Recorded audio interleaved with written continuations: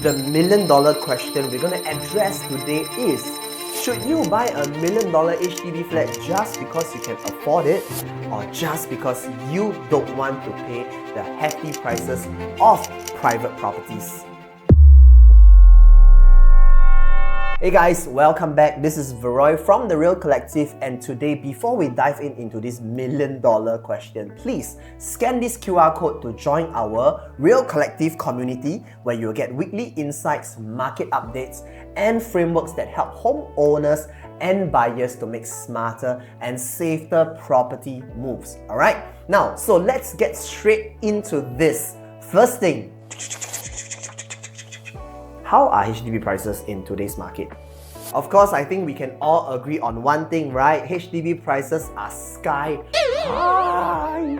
High right now. Honestly, it's quite crazy. I am not comprehending and I'm not logicalizing, but over the last 2 weeks itself, right, I have personally sold 4 HDB flats. Each and every single one of them had COVs and multiple offers during one open house, and all 4 broke records Not bad, right? Broke record for the block, for the cluster, and in the entire estate itself. So yes, prices are very high today. But why is it high, and is it really high, or am I just talking nonsense? Now, back it up with some data, alright? So, in 2023, HDB resale price went up by about 4.9%, close to 5%.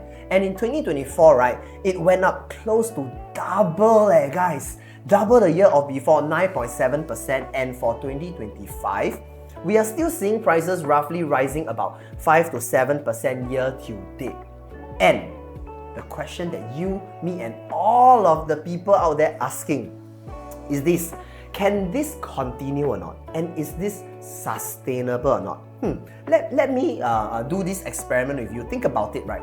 If HDB prices were to increase just 5% every single year, right? A $1,000,000 HDB flat today will cost about 1.63 million in 10 years. Now think about that.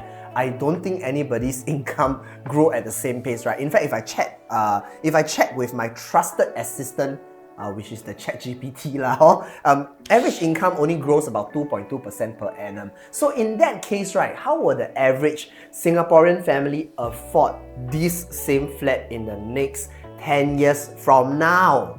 So that is why it's very important for us to understand why we actually got here and how you guys can position yourself moving forward, right? Because all these price movements, right, it's not heng then you, I pray I buy already, No, it doesn't happen like that. You need to understand policies, you need to understand the supply and demand pipeline, and more importantly, what happened to the buyer's behavior back then. So for me to explain this to you guys, right, let us turn back the clock to 2013.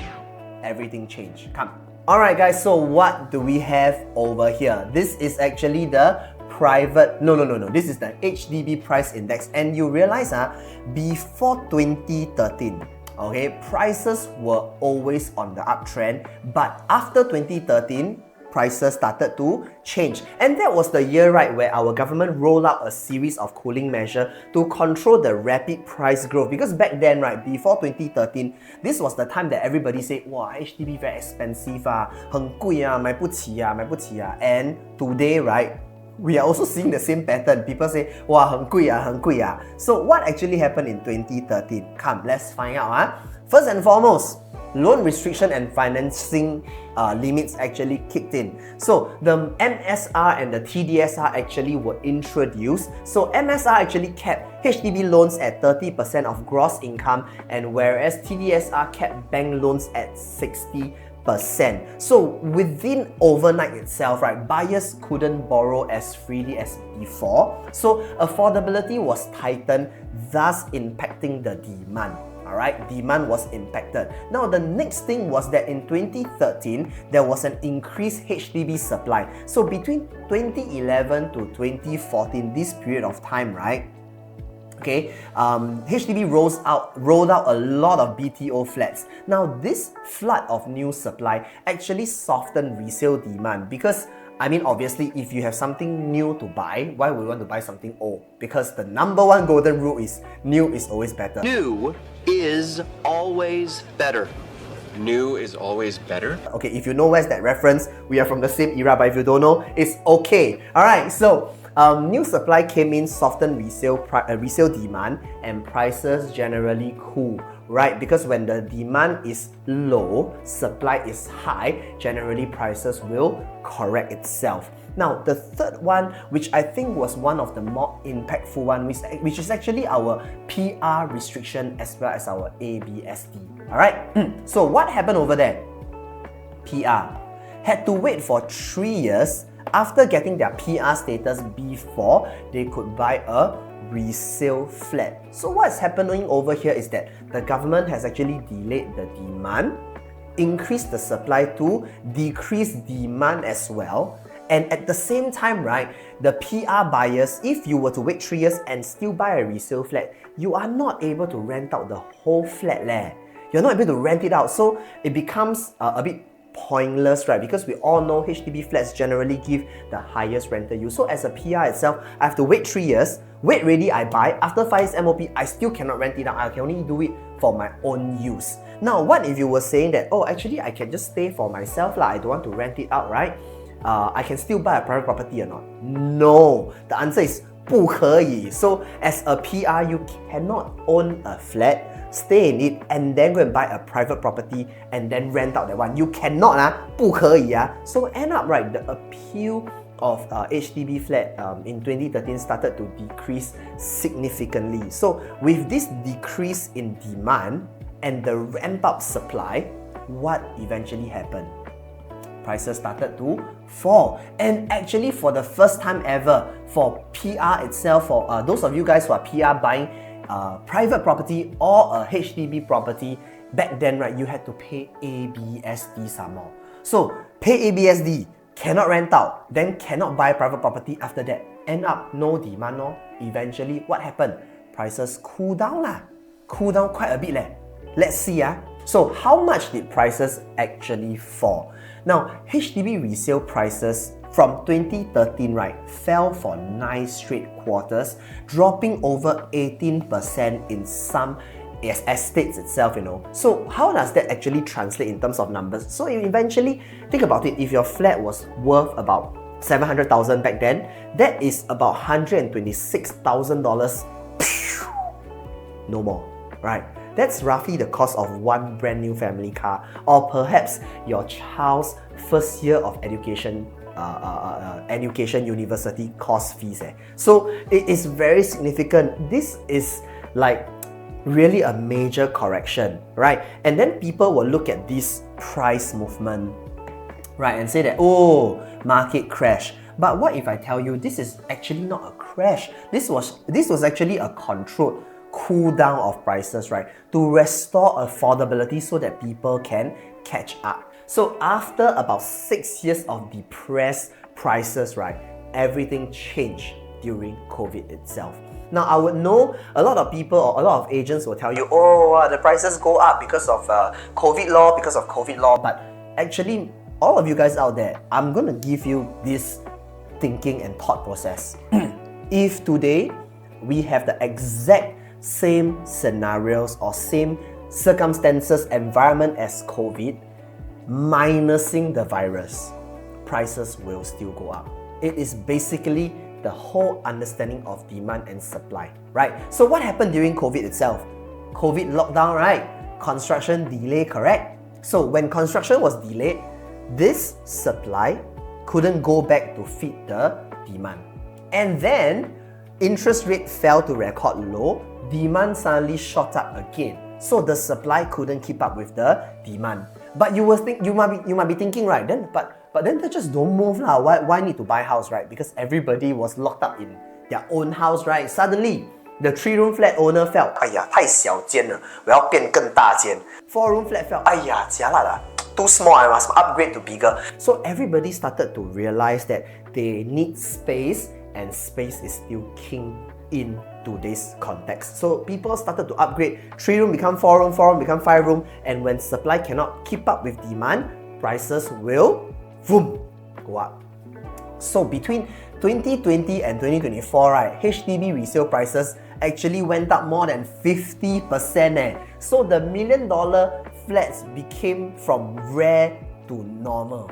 So fun fact for you guys, in 2020, $82 million HDB flats was transacted, but in 2021, the number tripled. It became 259.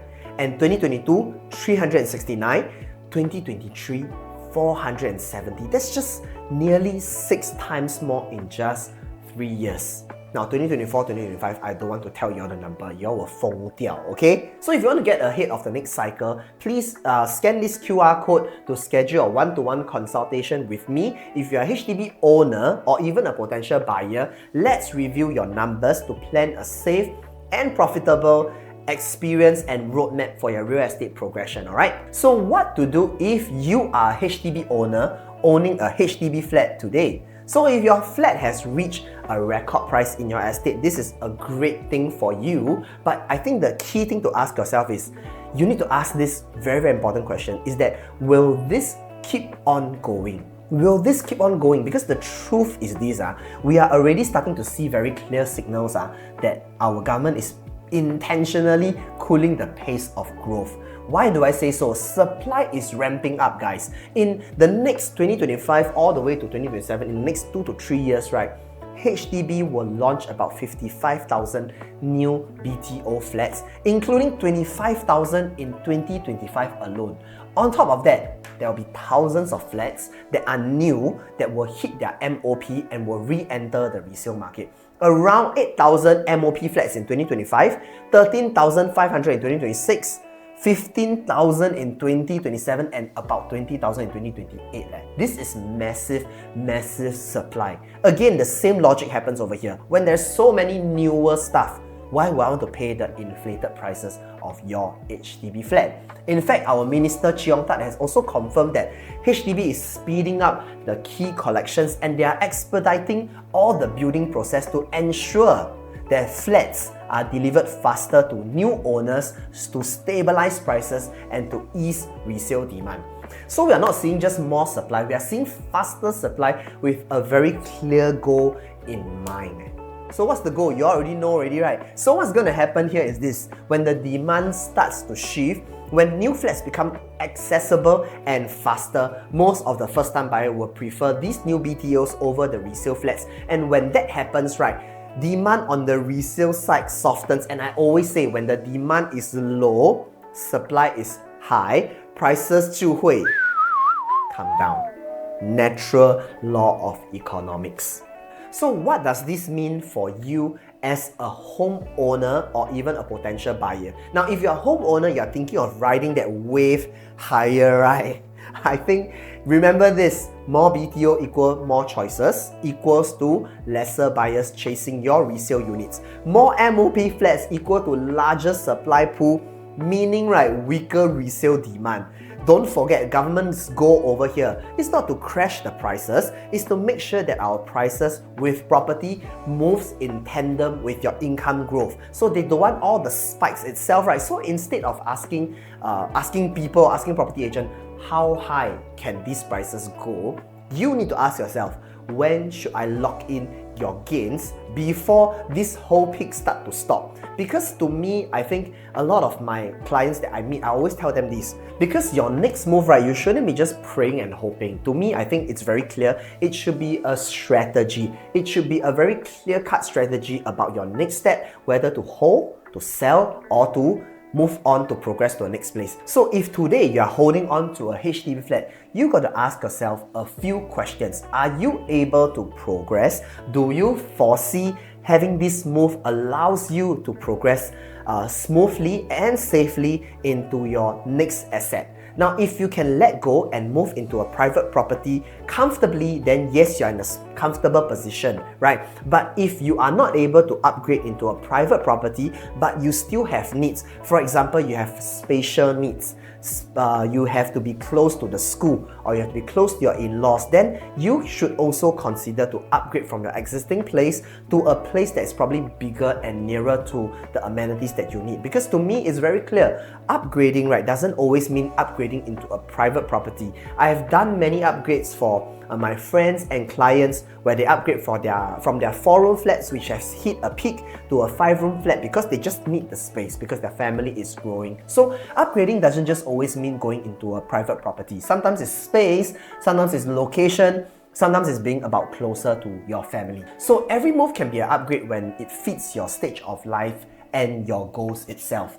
Now, more importantly, if today you are thinking of upgrading into a private property, what I like to do for my clients is essentially craft out what I call a safety net. So imagine this, you are able to exit from your current HDB's peak prices, enter into a private property, locking in those property gains, and then still don't have cash top up, and then still have enough safety net to not top up your mortgage in cash for the next 3 to 5 years. I've done this so many times. In fact, so many of my clients always tell me, hey Veroy, I never knew I could do this until I went through with you and sat down to do this safety net planning with you. So it is actually possible, alright? So whether you guys are thinking of selling or if you are thinking of buying, right, $1 million HDB flat, the key plan over here is to plan your next step safely, right? Not just by emotionally, right? Or not just by